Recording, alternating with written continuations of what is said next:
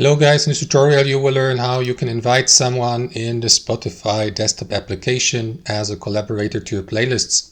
So let us guide you through this. Alright guys, so navigate to the Spotify desktop app, navigate to your library, click into playlists and select the playlist on the left hand side.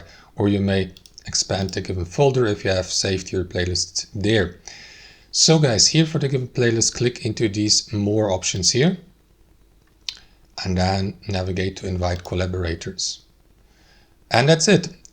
After that, the shareable link for collaborators will be copied to a clipboard. So it works almost the same way as using the share option. Here you can use that one as well, but invite collaborators, as you can see, has a specific, has a separate button here, so that, for example, your collaborators may now add also their audio suggestions, music suggestions, and music tracks to your playlist, which means to invite them as collaborators.